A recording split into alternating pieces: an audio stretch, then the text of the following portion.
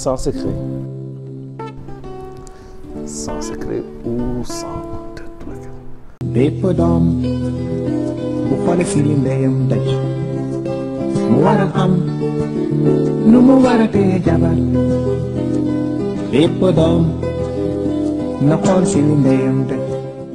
Bon, je vais pas révéler tous mes secrets, tous les 100, mais quand même quelques-uns, même un. C'est dire que j'ai fait beaucoup de métiers avant la musique. Mais en réalité, c'était pour camoufler la musique.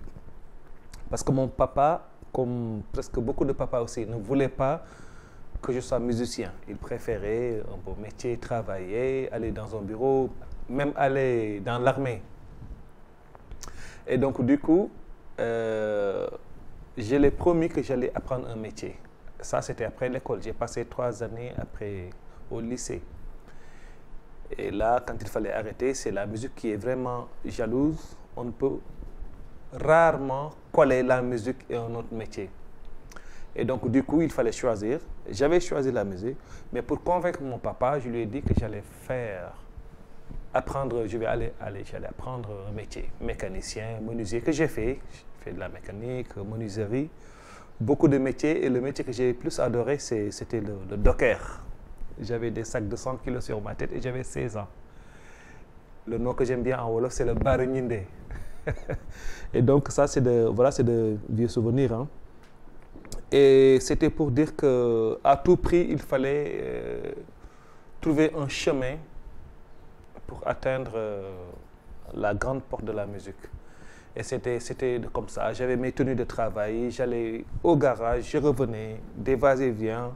Je faisais mine de trop fatigué après beaucoup de travail, mais c'était en réalité mettre ces tenues de travail pour aller continuer en répétition aux HLM, en 3 pas, chez moi. Les garages, c'était à 500 mètres, et 3 km après, c'était les HLM. C'est là-bas qu'on répétait avec Lamine Faye, bassiste.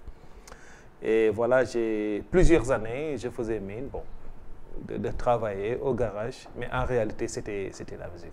Donc ça, c'est un de mes secrets que je me donne. Pour dire aussi l'idée de, voilà, sans secret, c'est ça. Quand on est souvent en tournée, on est toujours tenu compagnie par notre barada, voilà, qu'on a dans nos valises. À tout bout de champ, même en séance de répétition, il est possible que l'on crée un petit attire. Voilà quoi, c'est une manière de se regrouper, de discuter, de se rappeler du pays, du Sénégal et décompresser. Parce qu'il y a beaucoup, effectivement, dans la musique, beaucoup de pression, hein, beaucoup de stress, beaucoup de moments difficiles, mais aussi beaucoup de moments magnifiques. Et surtout quand on est autour du thé, on oublie tout.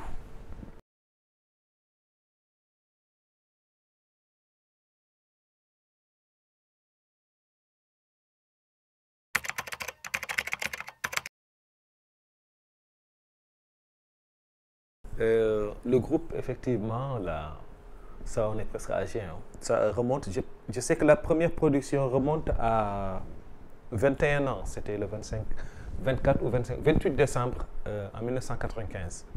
Donc, vraiment, le groupe est né dans un quartier populaire à Anne, à Yarakh, précisément. Donc, il y avait, comme tous les quartiers, hein, les ASC, Associations sportives et culturelles. Troupe de théâtre, équipe de football, etc. Et nous, on était dans la troupe de théâtre. On animait le quartier avec nos sabars, nos percus, beaucoup de manifestations, des séances de théâtre dans le quartier pour sensibiliser les gens sur ce qui se passe dans le monde. Tu vois, pour sensibiliser la population sur les maux de la ville, sur la santé, sensibiliser les gens autour de... ou parler à la place du peuple, autour des eaux. Souvent, on avait des manques d'eau partout, de manque d'électricité. Ça ne date pas d'aujourd'hui, hein, ça remonte à très longtemps. Et on était souvent là pour rester à la place de la voix du peuple. Et donc ça a duré. À un moment donné, il fallait un peu aller beaucoup plus loin. Et c'était le groupe qu'on a découvert aux HLM, qui s'appelait le groupe Jam. Et c'est de là que du théâtre, on est allé dans la musique.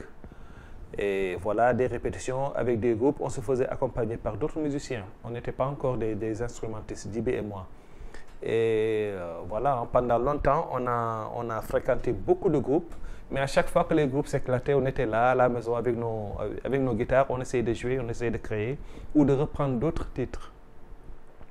Et c'est comme ça que le groupe est né, sans se le dire, sans se dire, boy, il faut nous créer un groupe. Non, c'est autour du thé, avec les amis, la famille, dans le quartier, avec tout ce qui se passait. On était souvent avec nos guitares et de reprendre des titres ou de créer des titres. Et la première fois qu'on est allé jouer un grand concert, je vais dire, à part ce qu'on a fait dans les orchestres, c'était au Centre culturel français, Mémorial Prospernian, un grand musicien, batteur du groupe Khalam, Faux Prosper.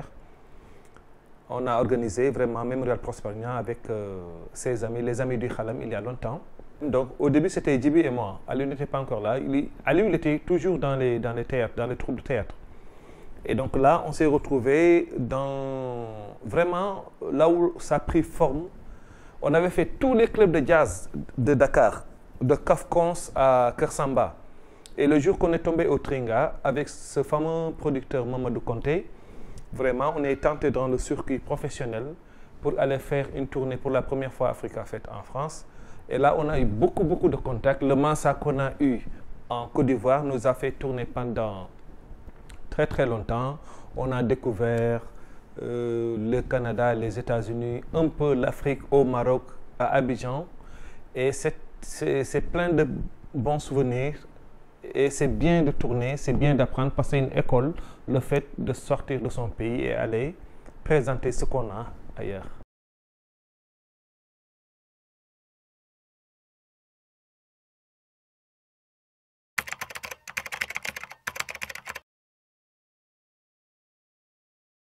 Oui, ça c'est cher comme personnage, hein. Citoyen et tout. Il y a un combat qu'on est en train de mener, c'est tout le groupe. On a eu la chance d'être dans le quartier de Anne, qui sont presque les seuls poumons verts de Dakar. Et à côté, la baie de Anne, qui faisait partie des plus belles baies du monde il y a 30-35 ans, que tous les Dakarois connaissent. Et aujourd'hui, qui est la baie la plus polluée au monde. Donc nous, dans nos combats, on est en train de mener des sensibilisations sur la protection de l'environnement. À mon avis, aujourd'hui, qui doit être la réparation de l'environnement. On parle toujours de la protection de l'environnement depuis plus de 20 ans.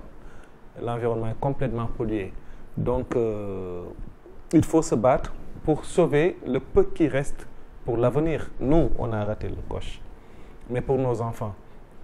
Donc, on a un festival qui tourne toujours autour de la Journée mondiale de l'environnement qui est le 5 juin et qui se passe au parc, dans l'enceinte du parc. Nous organisons tout un week-end de programmes de concerts, des panels, des sensibilisations, des conférences avec des professeurs, des chercheurs qui viennent se joindre à nous pour travailler sur ça et sensibiliser vraiment le peuple sur la dégradation de l'environnement. Et donc ça, c'est un tout petit peu ce que nous faisons, colorer de la musique, mais un peu en dehors de la musique. Mais en dehors de tout ça, je suis une personne qui adore rire, rigoler, entourée de mes amis, se promener, parce que la vie est belle.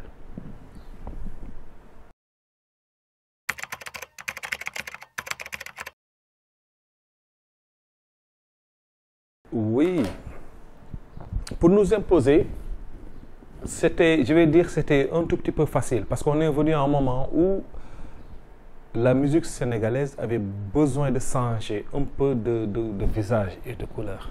Il n'y avait que des groupes très rythmés. C'est une bonne musique que nous aimons bien, le mbalax, mais il n'y avait que ça. Il n'y avait que de la danse, des musiques qui bougent, des gens qui dansent, des gens qui crient. Et nous ne sommes vraiment pas venus pour changer ça, mais on est venu avec nos sensations. Ça veut dire que moi, j'adorais prendre une guitare, jouer tout seul. Des notes légères, une musique dépouillée, pas trop lourde. Et j'ai partagé ces mêmes sentiments avec mon frère Djiby. Et on était tout le temps là en train de composer avec nos deux guitares. Là où on avait des groupes, de 7, 8, 9 personnes en concert. Nous, on se présentait avec nos 2 guitares. On nous posait toujours la même question. Où sont les autres musiciens? Ils disaient non, on est que 2. Ah bon? Ok, allez-y alors. Donc c'était comme ça au CCF, c'était comme ça à la Maison de la Culture, au Centre culturel Blaise Senghor, un peu partout. Et donc les gens ont vu qu'avec ces 2 voix et ces 2 guitares, une musique pouvait naître. Et c'était cette musique acoustique. Il y avait aussi des pionniers avant. Hein. Quelqu'un comme Seydina Issa Wade nous a beaucoup inspiré. Quelqu'un comme 2 musiciens qu'on a connus en Côte d'Ivoire, Djé Sabi et Pitawar, nous ont beaucoup inspirés. C'était vraiment de la musique pure. Et nous, on a adopté, on a aimé cette musique, qu'on a essayé d'imposer. C'était vraiment pas difficile parce qu'on a vu que le public adorait écouter cette musique dépouillée, très légère, devant des foules de 400, 500 personnes. Là où il y avait plein de groupes qui passaient 9 personnes, 13 personnes, 12 personnes par orchestre, et nous on n'était que 2, Djibé et moi à la guitare. C'était du nouveau et les gens ont adopté, donc facilement cette musique s'est imposée. Et on a aidé ou on a participé à l'évolution de beaucoup d'autres musiciens de ce genre. Donc effectivement ici quand on parle d'acoustique, moi je ne peux pas dire que on va dire les frères Guissé, mais souvent les gens se réfèrent aux frères Guissé parce qu'on s'est battu pour ne jouer que cette musique. Toutes les autres personnes ou tous les autres musiciens chanteurs qui le faisaient, ils faisaient de l'acoustique à la pause, au début, au milieu. Okay. Mais nous, on est venu vraiment que de l'acoustique, c'est comme ça qu'on nous connaît. Et donc quand on voit ces gens aujourd'hui, je veux dire revenir à l'acoustique, effectivement, ça fait beaucoup de plaisir parce qu'on sait qu'on a mis quelque part un petit pas en avant sur la musique où on a coché une virgule, quelque chose dans la musique sénégalaise. Une chose que le public n'oubliera pas, c'est effectivement c'est de l'espace dans notre vie. Donc voilà quoi, c'est cool. On voit beaucoup de gens revenir à l'acoustique, accrocher leur guitare au dos et marcher. C'est des images d'un acoustiqueur quoi. On est fiers.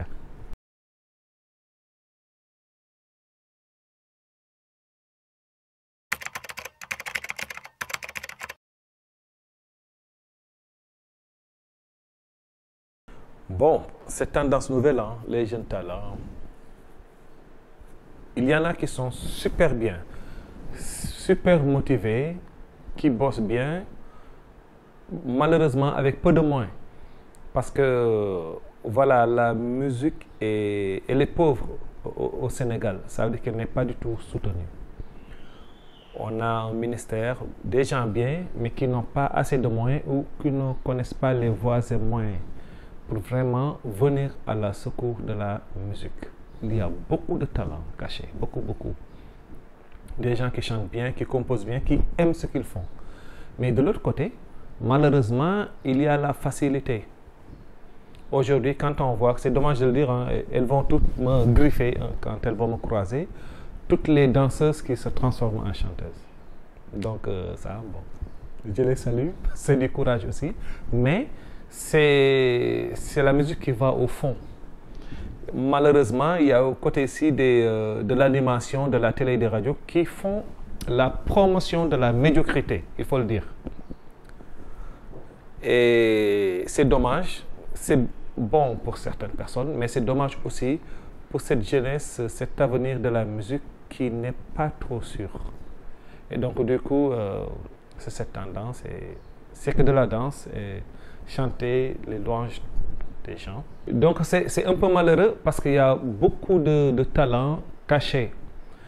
Il y a beaucoup de jeunes qui ont vraiment envie d'accéder sur scène, sur les belles scènes que nous on a fait il y a 22 ans, il y a 25 ans. À nos débuts, c'était vraiment un rêve de partager des scènes avec certaines personnes. Et aujourd'hui, effectivement, je croise des jeunes qui viennent jouer. La dernière fois, j'ai enregistré rapidement un single et il y a une fille qui est venue faire des chœurs. Le premier mot qu'elle m'a sorti, elle me disait « Mais quand j'ai dit à ma mère que j'ai chanté avec toi dans une même chanson », donc c'est des gens qui ont besoin d'être propulsés. Et malheureusement, ça ne se passe pas comme ça, parce que la plupart des télés, ou toutes les télés, si je peux dire, font la promotion de la médiocrité. C'est ces chants qu'on entend de part et d'autre et qui ne disent rien. C'est dommage, mais œuvrons pour sauver l'avenir de la musique sénégalaise. Il paraît qu'il y a un livre à signer. Voilà. Donc, juste un secret. C'est cher.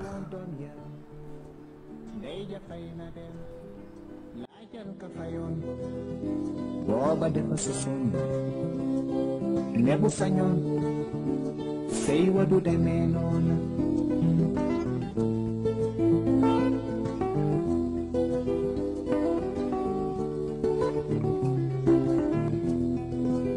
lii lépp soo ko gisee ëllëg mu war laa yee nga war a xam ne jigéen ak ndey lu jar a fonk la